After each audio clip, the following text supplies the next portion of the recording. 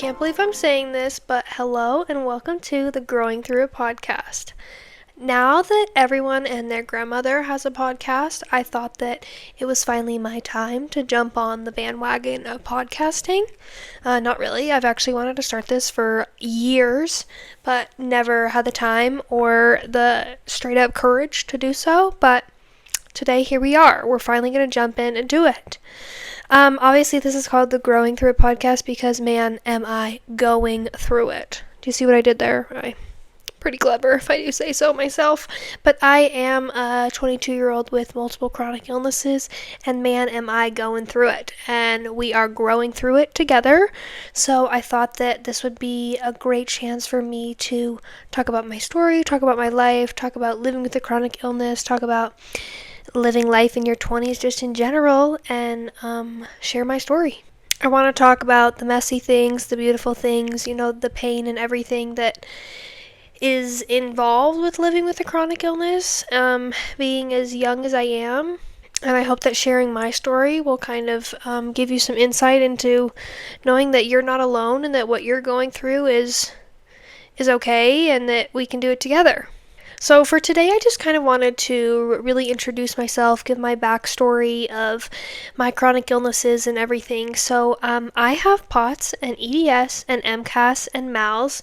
But before I really want to get into that, I want to talk about my life before chronic illness. So my life before I got sick at 17. So when I was 17, I was a serious avid athlete. Volleyball was my life. It was my soul. It was my purpose that literally my whole identity was volleyball. And being an athlete, I'd say that I was probably in the best shape of my life at the time. I was constantly working out. I was constantly in the volleyball gym, getting better, getting reps, and I was like, I'm going to go play in college. This is literally going to be my whole life. And I loved that, and I loved being an athlete, and again, it was like such a huge part of my life. I got good grades in high school. Failure was not really like an option for me. So obviously being chronically ill, that really flipped everything upside down. But let me talk about how this came to be, okay? When I was 17, I was a senior in high school, and I'm just starting my senior year season. I'm so excited to be able to start varsity and to be able to play with my team that I've played with for 4 years and close out the chapter of my high school experience. All the things that you kind of dream of as an athlete. And we had recently found out that I was incredibly anemic. We still don't really know why. At the time I was vegan for some reason. I thought, I watched some movie that was being an athlete and being vegan, and I was going to be this next level athlete because I was vegan. But it really kind of actually did the opposite because I had literally no iron in my body, and obviously if I don't have iron, you're not going to play a sport very well. So at the time I was really struggling with that, and just being exhausted and the brain fog and all the things that kind of come alongside being anemic. But the year was 2020, and we all know what happens in 2020. And my whole volleyball team got COVID. And this was pre-vaccine, before we knew kind of really anything about COVID. And so, I did my quarantine. I wasn't necessarily crazy sick. I just kind of sat in bed for the 14 or whatever days it was, and was waiting for it to be over so I could get back on the court and stuff. But as time passed, I saw everyone else getting better, and I wasn't really getting better. And I didn't know if it was because of the anemia or because of COVID or kind of what it really was, but I knew something wasn't right. And I finally was back in the gym. I finally was cleared, and I remember this so vividly. And I don't know why, because it's not that big of a moment in my life, but we did these stair workouts when I was in high school, and I absolutely loved them.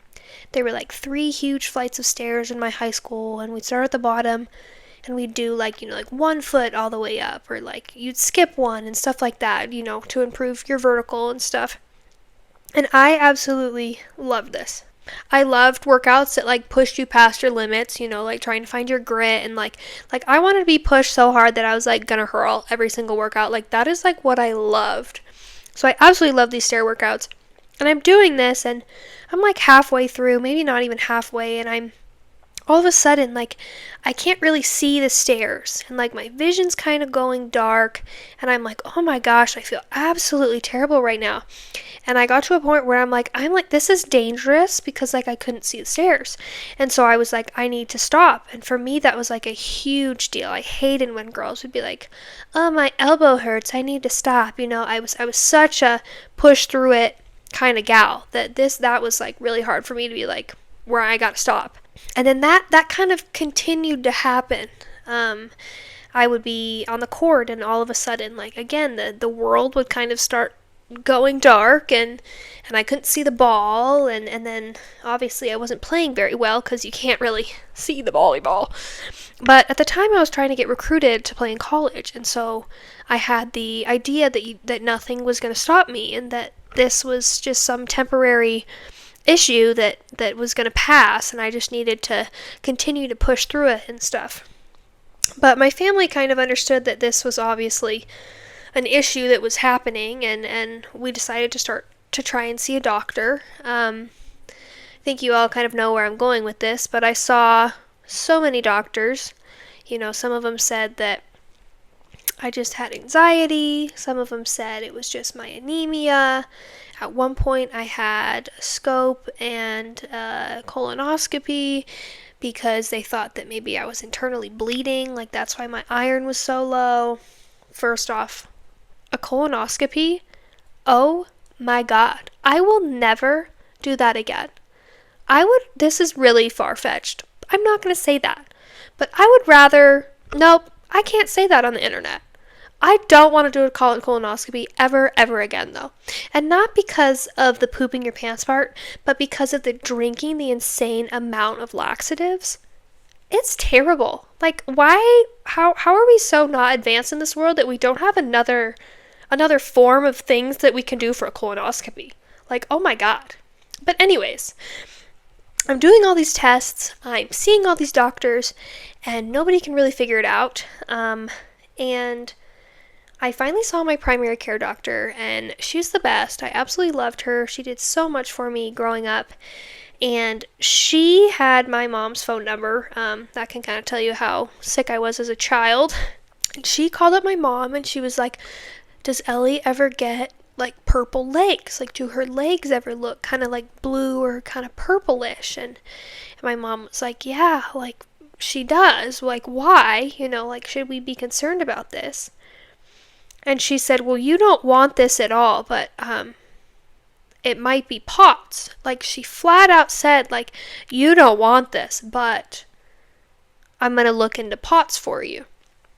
So she referred us to a cardiologist and kind of explained my symptoms to the cardiologist. At this point, I was having crazy racing heart rates. I was absolutely unbelievably exhausted. I had awful brain fog. Like, I would try and have a conversation with people, and like I just could not think of the word that I wanted to say. Like, it would be like the word apple, and I like could not remember what the word apple was for some reason. Let's see, what else? Horrible headaches. My whole face was breaking out in acne. Like, I was so pale. I was struggling. I was just not doing well. So saw the cardiologist. She did, orthostatic blood pressure. I did a heart monitor for a while, and she came back, and this still bugs me to this day, that she said that you have symptoms of POTS, but I'm not going to fully diagnose you with POTS because so many young women have POTS-like conditions, and you're probably going to grow out of it. So obviously now, as someone who's been sick for 5 years, is like, that was really, really rude and really like detrimental to like my mental health, But she ended up referring me to another cardiologist who worked kind of in like the POTS department at the hospital I was at. So he's the one that flat out was like, yes, you have POTS. This is what's going on. Let's try and get you better before you get shipped off to college. But at this point, I kind of want to explain what POTS is. You're probably familiar with it if you've stumbled onto this podcast, but POTS stands for Postural Orthostatic Tachycardia Syndrome. I'm going to explain this in a very not good way because I'm not a doctor, but I think when you make it more simple, it's actually better, so you're going to get the gist, okay? So you have something in your body called the autonomic nervous system. And this system controls functions that you can't control yourself. Things like your breathing, your heart rate, the way you sweat, your sympathetic and parasympathetic nervous system. All of this is involved within your autonomic system. Additionally, for an average person, when you stand up, the blood that was in the upper half of your body moves down to your legs because there's this thing called gravity, but your body is able to pump that blood back up to your brain quick enough that there isn't any type of symptomatic response or anything like that. But when you have POTS and you stand up, that blood rushes to your feet like everyone else, but your body's not capable of pushing the blood back up to your brain. They say that your blood pools, that's kind of the term. Your blood pools in your feet, and then obviously there's not enough there's not enough blood in your brain, so you get all these symptoms like dizziness, passing out, fatigue, lightheadedness, all of this stuff. Now when I look at ChatGPT and I asked it to explain POTS in really simple terms, I thought this was pretty funny. It says, your heart races when you stand up. Blood doesn't flow right, so you get dizzy, faint, shaky, or super tired. It's like your body forgets how to handle gravity. I think that part is great. Forgets how to handle gravity. That's basically it. But POTS, they in the title, it's just called tachycardia syndrome, which is the definition of tachycardia is a high heart rate. But POTS is so much more than just a high heart rate, which is kind of like a misconception and kind of confuses people when you're diagnosing them with POTS, because the high heart rate is like the least of your issue, if we're being honest. There's so much more that goes into it. So at this point, officially, I've been diagnosed with POTS, which was really hard for me, but at the same time was so relieving.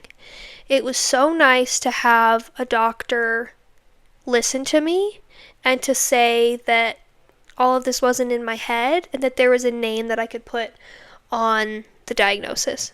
Now, at the time I was, finishing high school, very, very poorly. I was struggling in my classes because my headaches and my brain fog were so bad, but I was kind of lucky with COVID, actually, that a lot of it was online, so I was able to do a lot of my work from my bed. So I ended up graduating high school, and I somehow got recruited to play volleyball out in Oregon. Again, I kind of thank COVID for that, because there weren't any, the coaches didn't come and view me play. I sent in videotapes to, hundreds and hundreds of coaches, and they recruited me from that standpoint, instead of seeing me in person, because that wasn't really happening. So that cardiologist that I saw, he was kind of trying to find the best way for me to be kind of functioning to be going off to college. So the treatment was kind of very limited, because they were like, let's just get you to college and go. So they put me on this medication called ivabradine, or Corlinor. It's the same medication. I'm still on this 5 years later, and it honestly has been really, really helpful. If your insurance can approve it. Ivabradine, it really only lowers your heart rate. So a lot of POTS medications like beta blockers and things like that lower your blood pressure as well, which really doesn't help with symptoms. But ivabradine only lowers your heart rate, which is super helpful, because instead of when I stand up, my heart rate doesn't jump to 200 anymore. It jumps to 100 or 105, so that really helps with the burden of just how much my heart has to work, which is super nice. Do you live with a chronic illness and want to connect with people who truly get it? Check out Chronically Connected, an app created just for people with chronic conditions. Think of it as a giant group chat where everyone understands what you're going through. We have weekly prompts to spark real conversations. It's a safe space to ask questions and share experiences, and build connections with people who truly get life with a chronic illness. It's simple. Click the link in the description to join. Just make sure you upload a profile picture so we know you're real. Let's grow through this together. Check out Chronically Connected today. Sorry, my co-host showed up. So, of course, my high school experience is not what I had envisioned my whole life. I had a lot of goals that I wasn't able to accomplish, but in my delusional brain, I was still like, I can push through this. Let's get off to college, and things are going to get better. That inner grit athlete in me really was not wanting to give up. Anyways, I get to college and things didn't get much better. I was really struggling to play volleyball. Almost every practice I had to sit down and put my feet up against a wall and kind of like reset so I wouldn't pass out. Thankfully, my coaches there knew that I had POTS, and they were so understanding. Outside of that, I was really struggling in my classes, having the energy to go into class and being able to complete the work. I was really struggling with my migraines. So things weren't going well. And on top of that, I had to eat the dining food, and they literally had no gluten-free food. And I've been gluten-free since I was in the first grade.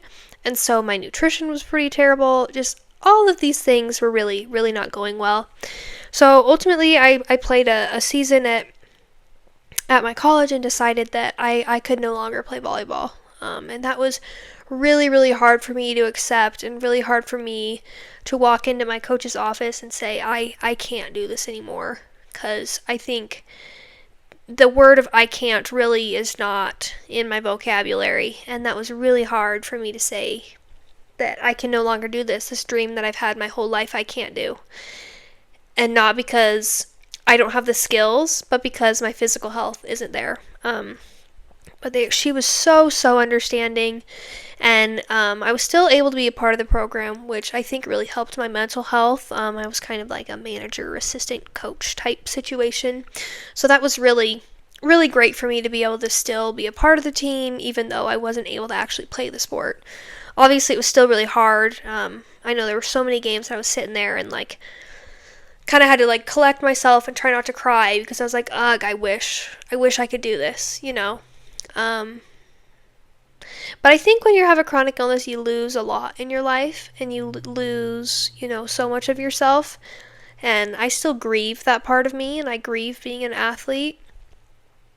And I think that's okay. I think it's okay to miss your old life, but at the same time, we have to find ways to enjoy new things and find new passions and stuff. So somehow, by the skin of my teeth, I finished my first year of college. I found a beautiful group of friends who kind of understood my illness, who understood that there were times that I wasn't feeling well enough to leave my dorm, and sometimes our hangouts consisted of just watching a movie because I wasn't feeling good enough to go do anything.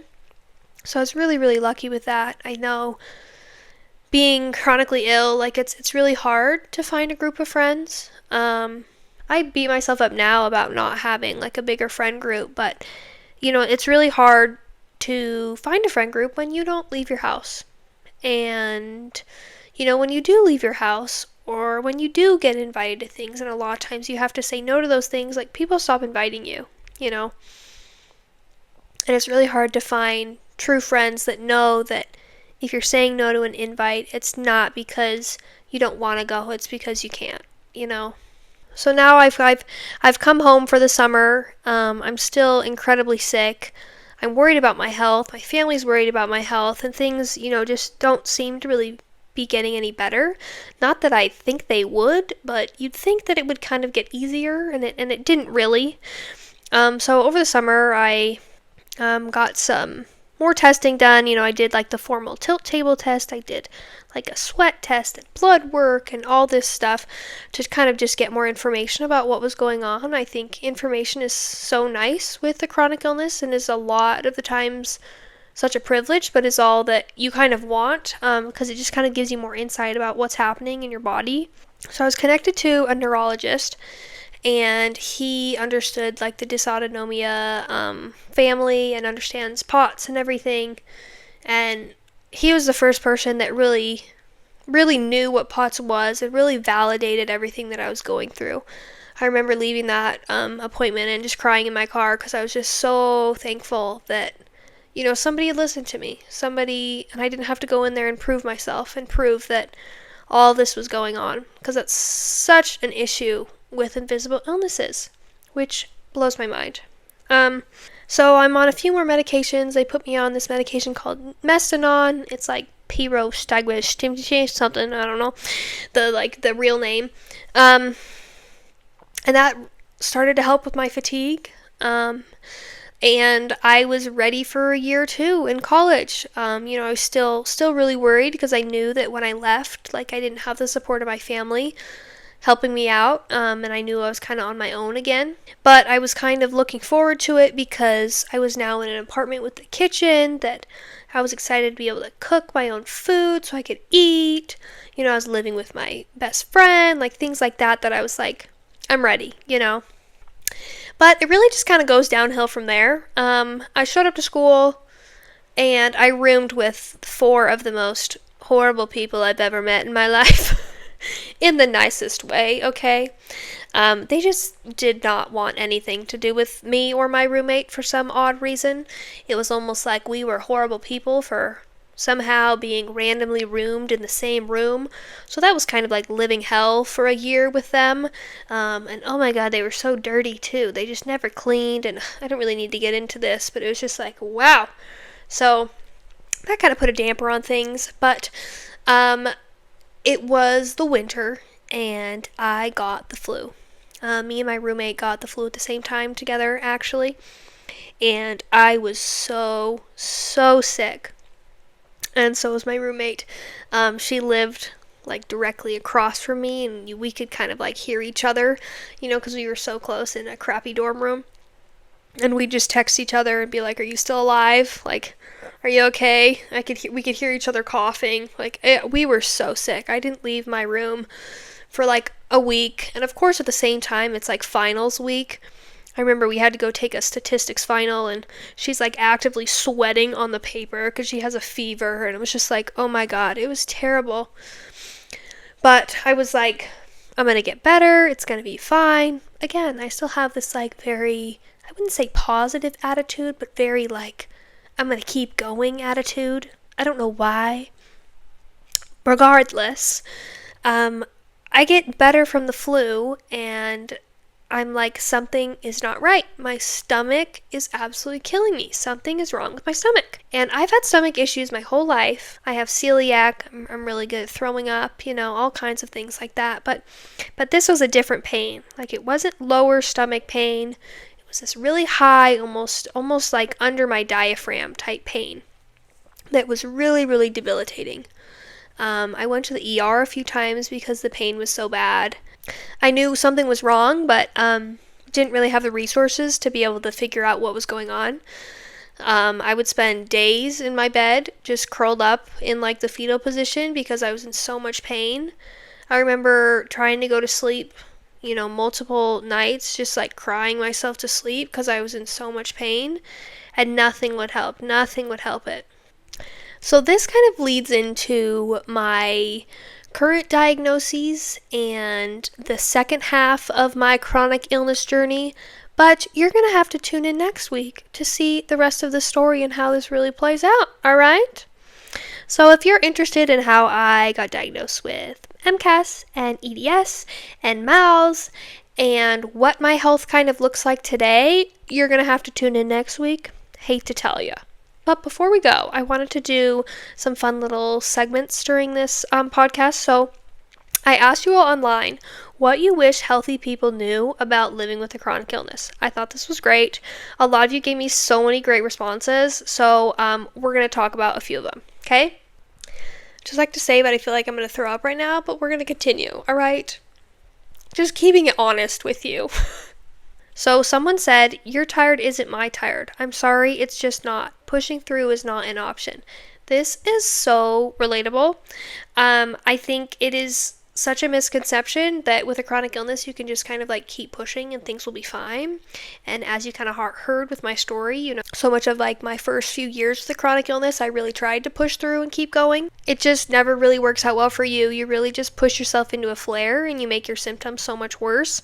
So the idea that people with chronic illnesses are lazy or, they just don't try hard enough I hear that all the time. And it's like, we just physically can't. And if we do try and push ourselves, it makes our symptoms and it makes our bodies literally like throw a fit and makes us so much worse. Okay, the next one is really funny. I mean, it's not really funny at all, but it's funny if you're chronically ill, kind of. Somebody said, I know my body. Just because your cousin's sister's wife's goldfish had that and could do it doesn't mean I can, which is so true.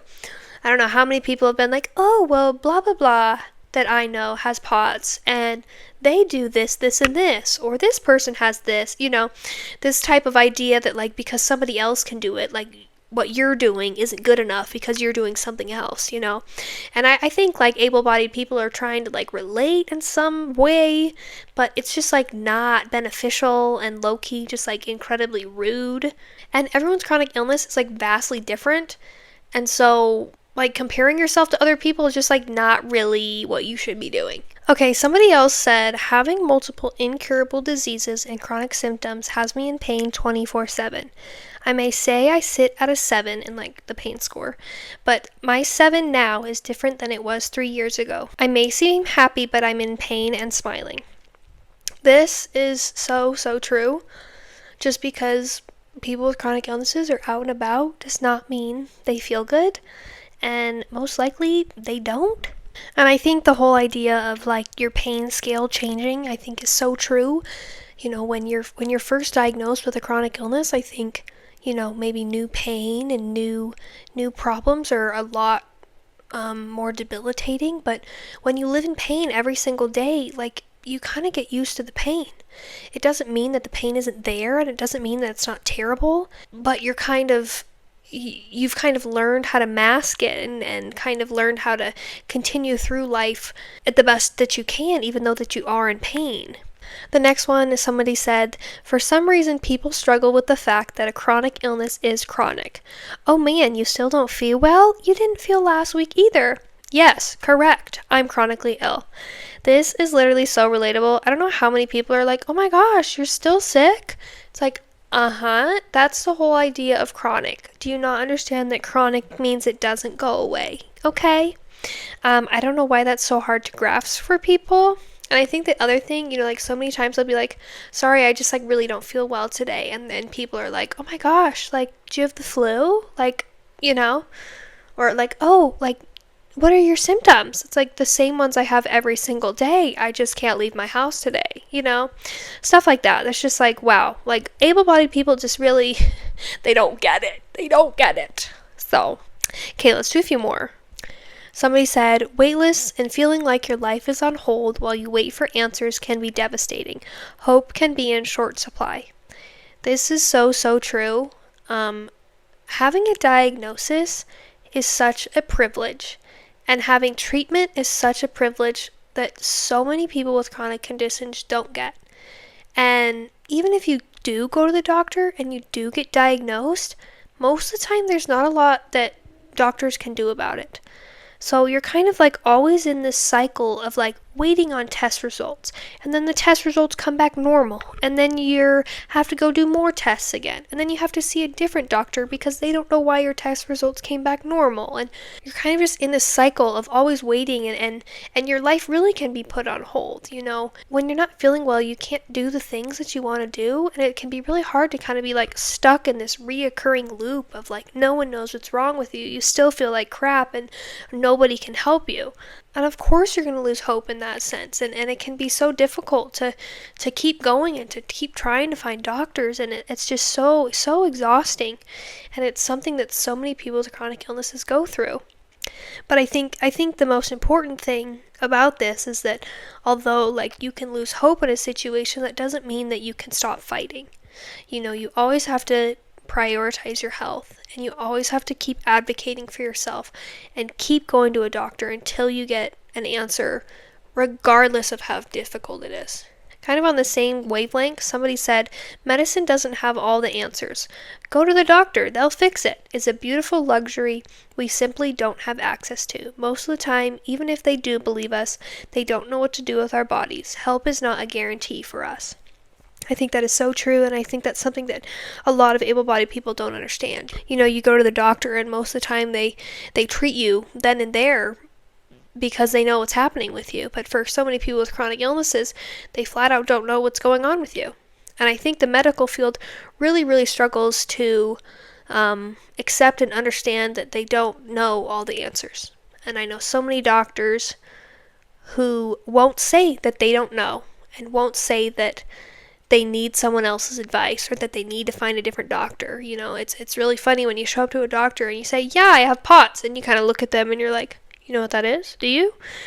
And I think 5 years ago, a lot of doctors didn't know. So the idea that like going to a doctor will inherently help your health is just not something that happens. And again, it's this person really laid it out well, that it's a beautiful luxury that we don't have access to. And even on top of that, like, even if you have access to a doctor, so many people don't. You may not have insurance, or it's so unbelievably expensive to be able to go to a doctor even if you have insurance, especially if you have some complicated condition with all of these tests and things. Like, medical bills are expensive, and a lot of people don't have access to a simple basic right of healthcare, and it's really disappointing. I'm going to do one more, and this person said, if they lived a day in my life, they'd be shocked how hard it is. And this is so relatable because, again, like, if you see me walking out on the street, you think that person is fine. I've got my hair done and I'm walking around, and you don't really see what's happening on the inside. But that's the whole idea of like an invisible illness. And I think able-bodied people don't understand how hard it is to wake up every day in a body that begs you to stay in bed. A body, that begs me to give up and doesn't want me to keep fighting, and that I have to find a way to keep fighting regardless of how I feel. This is kind of put us on a lower note as we wrap up this episode, but that happens a lot of times with chronic illnesses. Your life isn't easy. You go through some pretty hard things, but you can do hard things and you can keep fighting. And I think the biggest thing is that you're willing to accept the position that you're in, and you're willing to accept the emotions that you have. It's okay to miss your old life. It's okay to feel frustrated that you're stuck in this body that hates you, and it's okay to feel all the things, and and to think that your life isn't fair, because it's not. But at the same time, life isn't fair, and everyone goes through things. But you waking up every day and fighting for your health takes so much more strength and so much more grit than what it takes a healthy person to wake up and do. So the idea of this podcast is hopefully just to share my experience, so you know that you're not alone, that you know that thousands of people are probably going through similar things that you're going through, and regardless of what happens, you're going to wake up tomorrow and you're going to try it again. Again, life is hard and life isn't fair, but you can do hard things. Life with a chronic illness has taught me the strength that I have inside of me, because I know hundreds of able-bodied people could not spend a day in my body.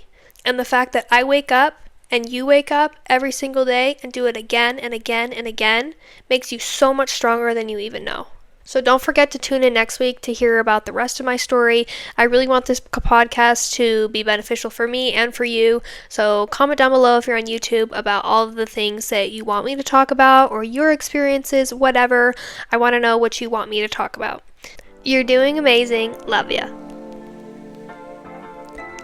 Now I'm gonna go lay down because that was exhausting.